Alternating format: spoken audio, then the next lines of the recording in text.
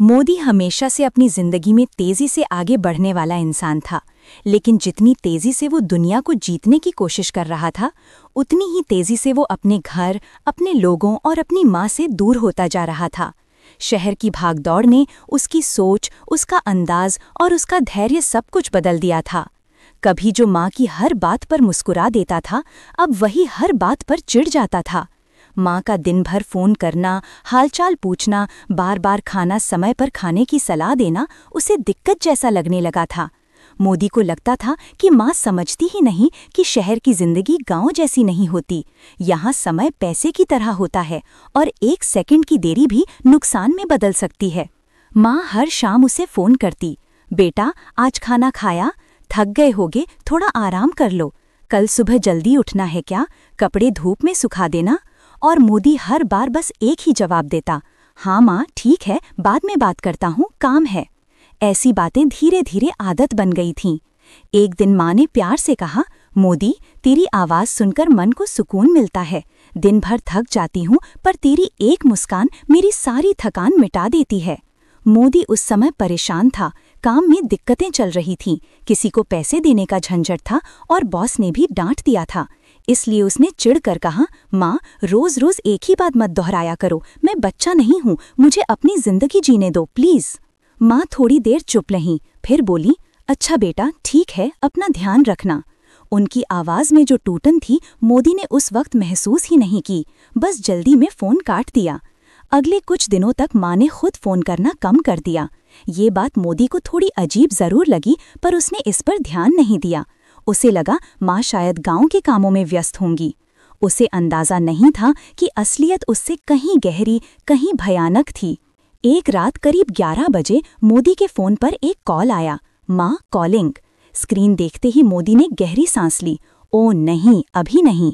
उसने फ़ोन काट दिया। 2 मिनट बाद फ़ोन फिर बजा, माँ कॉलिंग। मोदी ने भौहें चढ़ाईं, यार माँ भी ना, और फिर से फ़ोन काट दिया। तीसरी बार फ़ोन आया, मोदी ने फ़ोन उठाया नहीं। उसने सोचा सुबह बात कर लूँगा, अभी सर बहुत भारी है।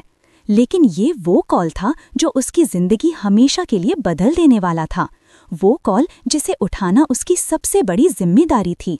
वो कॉल जो माँ ने आखिरी बार किया था। फ़ोन रात भर साइलेंट पर पड़ा रहा और माँ कॉलिंग का नोटिफिकेशन स्क्रीन पर जमे जमे सुबह की धूप के साथ फीका पड़ गया। सुबह 7 बजे जब मोदी की नींद खुली तो उसने सबसे पहले अपना फ़ोन उठाया। 2 मिस्ड कॉलें उसी नाम से चमक रही थीं जिसने उसे दुनिया दी थी, माँ। मोदी ने अनमने मन से फ़ोन उठाया और सोचते हुए बोला, सुबह बात कर लूँगा, नाश्ता कर लूँ पहले। जैसे ही वो बाथरूम जाने लगा तभी एक अनजान नंबर से कॉल आया। उसने फ़ोन उठाया, हेलो। सामने से एक कम कपाती आवाज़ आई, बेटा क्या तुम मोदी बोल रहे हो? हाँ बोल रहा हूँ। कौन? मैं गांव का कल्लू हूँ बेटा, तुम्हें एक बात बतानी है। मोदी चिढ़कर बोला, क्या बात है सुबह सुबह? कल्लू की आवाज़ कांप रही थी, बेटा बुरा मत मानना पर तुम्हारी माँ रात को अचानक तबीयत। और तभी उसकी आवाज़ रुक गई। मोदी का दिल धड़कना बढ़ गया। क्या हुआ माँ को? कल्लू ने रोते हुए कहा, बेटा तुम्हारी माँ रात को अचानक गिर पड़ी, सांस फूल रही थी, हम सब अस्पताल ले गए, पर। कुछ पल का मौन था, इतना भारी कि हवा भी ठहर गई। बेटा तेरी माँ चली गई। मोदी के पैरों तले जैसे जमीन खिसक गई। उसने फ़ोन हाथ से गिरा दिया। उसके कानों के पास बस एक ही आवाज़ गूंज रही थी, तेरी माँ चली गई। वो कुछ देर तक सुन बैठा रहा, फिर अचानक वो फूट फूट कर रो पड़ा। वो रोना जो बरसों से दबा था, वो रोना जो माँ की गोद में टूट कर निकलना चाहिए था, वो रोना जो अब माँ कभी नहीं सुन पाएगी। उसका दिल जैसे फट गया। उसने फ़ोन उठाया, माँ की मिस्ड कॉल देखी, अपनी आंखें बंद कर लीं और फुसफुसाया, माँ आपने कॉल किया था और मैंने। उसके हाथ कांप रहे थे। उसे उस रात की अपनी ही आवाज़ याद आई, माँ प्लीज़ रोज़ रोज़ एक ही बात मत दोहराया करो। वो जहर सा वाक्य उसके दिल में तीर बनकर चुभ गया।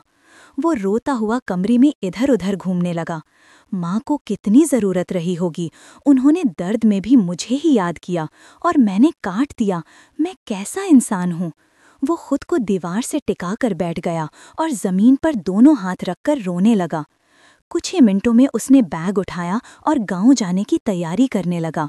बस पकड़ने की जल्दी में उसने एक बार फिर मोबाइल खोला और माँ का आखिरी कॉल खोला। 11:03 PM। माँ कॉलिंग। उसने फ़ोन सीने से लगाकर आंखें बंद कर लीं। काश काश मैं उठा लेता। वो बस स्टॉप की ओर भाग रहा था, लेकिन उसके अंदर ऐसा तूफान था जिसे कोई नहीं रोक सकता था।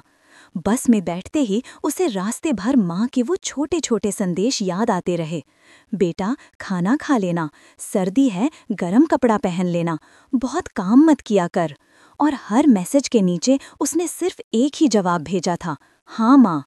उसे याद आया कैसे माँ हर त्योहार पर उसे फ़ोन करके कहती, मोदी तू घर आ जाया कर, तेरी कमी बहुत खलती है। और वो हर बार बस इतना कहता, माँ नौकरी है, काम है। बस चल रही थी, लेकिन सारी दुनिया थमी हुई लग रही थी। उसकी आंखों से लगातार आंसू गिरते रहे और वो खुद को कोसता रहा।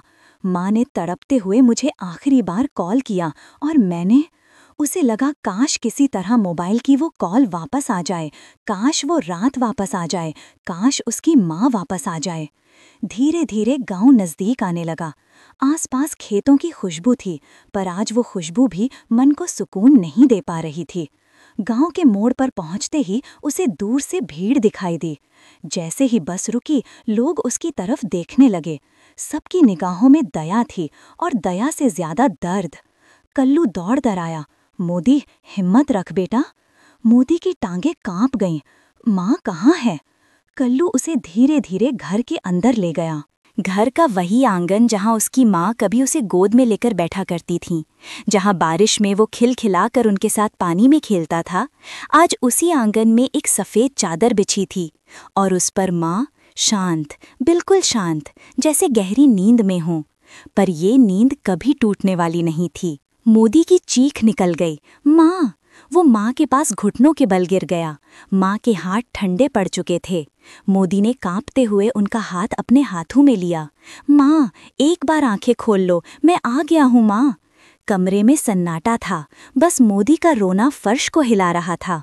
वो माँ के सीने पर सिर रखकर रोने लगा। माँ, माफ़ कर दो, आपकी कॉल काट दी थी मैंने, मुझे माफ़ कर दो। उसका हृदय चीरता हुआ दर्द उसकी आवाज़ में गूंज रहा था। रिश्तेदारों की आंखें भर आईं।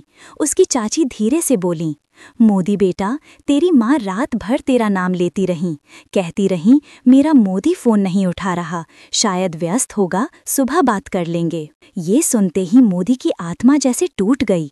वो ज़मीन पर बैठ गया। माँ, आपको दर्द में भी मेरी चिंता थी, और मैं तो। उसके चेहरे पर आंसू बहते रहे और उसका दिल खुद को माफ़ करने को तैयार नहीं था। तभी एक बुजुर्ग रिश्तेदार ने कहा, तेरी माँ ने जाते जाते बस एक ही बात कही थी, मेरे बच्चे खुश रहें। ये सुनते ही मोदी और जोर से रो पड़ा। माँ की आखिरी इच्छा भी उसी के लिए थी, उसी बच्चे के लिए जिसने उनका आखिरी कॉल तक नहीं उठाया। माँ के अंतिम संस्कार के बाद भी मोदी का दिल खाली सा था। दुनिया की हर आवाज़ उसे धीमी लग रही थी, जैसे किसी ने उसके भीतर की पूरी दुनिया को धीमा कर दिया हो। घर के आंगन में लोग धीरे धीरे कम होते गए, रिश्तेदार चले गए और माहौल में एक अजीब सी ठंडक फैल गई। वो चुप बैठा था, माँ की रसोई को देखते हुए। वही रसोई जहाँ माँ उसे पसंद का खाना बनाती थीं, वही कोना जहाँ बैठकर वो घंटों उनसे बातें करता था, अब सूना था। दीवार पर टंगी माँ की पुरानी घड़ी हौले हौले टिक टिक कर रही थी, पर उसके हर टिक में जैसे एक इल्ज़ाम था। मोदी, तूने मेरी उस रात की कॉल क्यों नहीं उठाई? वो उठकर कमरे में गया जहाँ माँ सोया करती थीं। बिस्तर वैसे ही सजा हुआ था, तकिया उसी तरह रखा था जैसे माँ ने अपने आखिरी दिन रखा होगा। बिस्तर पर बैठते हुए उसे लगा जैसे माँ अभी भी वहीं हैं, बस आंखें मूंदकर लेटी हैं। मोदी ने माँ की चादर उठाकर अपने चेहरे से लगाया। उस चादर में अब भी माँ की महक थी, वही हल्का सा उबटन, वही सरसों के तेल की खुशबू। ये गंध उसके दिल को चीरती जा रही थी। उसकी आंखों से आंसू ढलकते चले गए। माँ की अलमारी खोलते ही ऊपर एक छोटा सा डिब्बा गिरा। उस डिब्बे पर लिखा था, मेरे मोदी के लिए। उसका दिल कांप उठा। उसने डिब्बा उठाया और धीरे से खोला। अंदर एक छोटा सा खत रखा था। खत की लिखावट वही थी, साफ, प्यारी और थोड़ी सी कांपती हुई। उसने खत खोला। खत में लिखा था, मेरे प्यारे मोदी, पता है बेटा, तू बहुत व्यस्त रहता है, इसीलिए मैंने सोचा कि तुझे चिढ़ाऊं नहीं। तू बड़ा हो गया है, अपनी जिम्मेदारियां समझता है। मैं बस यही चाहती हूँ कि तू खुश रहे और सेहतमंद रहे। मैं बूढ़ी हो गई हूँ, पर तेरी आवाज़ सुनकर मैं आज भी खुद को जवान महसूस करती हूँ। तू जब भी समय मिले मुझे फ़ोन कर दिया कर। मेरी जिंदगी तेरी आवाज़ से चलती है बेटा। खत बीच में ही छूट गया था। शायद माँ की तबीयत खराब हो गई थी। खत के आखिरी शब्द आधे अधूरे थे, मोदी तू, और उसके बाद कागज पर सिर्फ स्याही का फैला हुआ निशान था, जैसे माँ ने दर्द में हाथ रखा हो। पेन गिर गया हो, सांसें टूट गई हों। मोदी का दिल फटने लगा। उसने खत सीने से लगाकर आंखें बंद कर लीं। माँ, आपने आखिरी वक्त में भी मेरी शिकायत नहीं की, मेरा इंतज़ार करती रहीं, और मैं। वो दीवार से टिककर बैठ गया और खुद को रोक नहीं पाया। शाम तक घर में अकेला वही रह गया। रात आई, घर की लाइटें बुझा दी गईं, लेकिन मोदी के अंदर का अंधेरा और गहरा हो गया। वो आंगन में बैठा आसमान को देख रहा था और सोच रहा था, काश मैं माँ से थोड़ी और बातें कर लेता, काश मैं उनकी खुशियों को समझ पाता, काश मैं उस रात कॉल उठा लेता। अचानक उसका फ़ोन वाइब्रेट हुआ। उसने फ़ोन उठाया, स्क्रीन देखी, कोई नोटिफिकेशन नहीं, लेकिन स्क्रीन पर माँ के छोड़े हुए मैसेज थे। बेटा, खाना खा लेना, ठंड में बाहर मत निकला कर, अपना ख्याल रखना। मोवी फूट फूट कर रो पड़ा। माँ, आपको मेरी चिंता थी और अपनी नहीं। वो अपने अंदर टूट चुका था। अगले दिन सुबह गांव के पंडित जी ने कहा, बेटा, तेरी माँ का फ़ोन वापस मिला है। वो अस्पताल में मिला था, शायद वे ले जाते समय नीचे गिर गया। फ़ोन पुराना था, स्क्रीन टूटी हुई। मोदी ने उसे कांपते हाथों से लिया। फ़ोन ऑन करते ही मैसेज का एक ही नोटिफिकेशन चमका, वॉइस मैसेज, रात 11:02।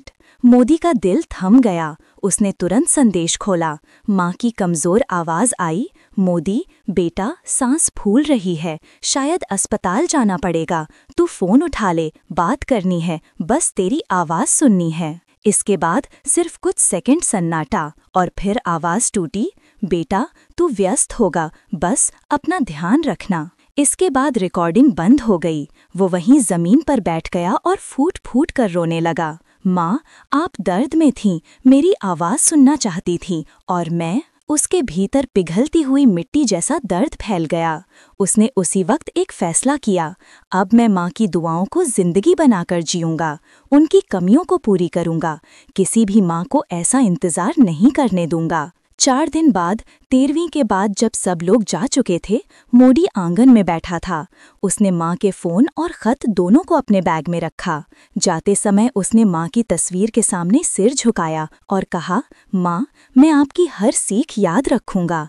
मैंने गलती की है, पर अब किसी माँ को वो दर्द नहीं दूंगा जो मैंने आपको दिया। शहर लौटते समय बस में वो लगातार सोचता रहा, कैसे आज की दुनिया में लोग व्यस्त हैं, लेकिन माँ पिता का एक कॉल भी उनके लिए भारी लगता है। और फिर उसने एक वादा किया, मेरी कहानी किसी और के साथ ना दोहराई जाए। शहर पहुंचते ही उसने मोबाइल निकाला और सोशल मीडिया पर एक पोस्ट लिखा, कभी भी माँ बाप की कॉल को बाद में मत कहो, हो सकता है वो कॉल आखिरी हो और पछतावा जिंदगी भर साथ रहे। उसकी ये बात धीरे धीरे वायरल हुई। हजारों लोगों ने उसे शेयर किया। सैकड़ों ने लिखा, आज ही माँ को कॉल कर रहा हूँ।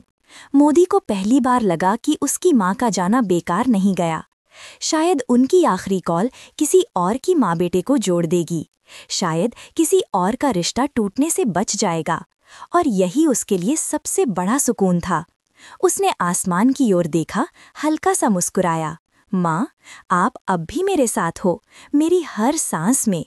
और हवा में हल्की सी खुशबू आई, वही उपटन उस सरसों के तेल वाली, जैसे माँ ने उसे आखिरी बार छू लिया हो।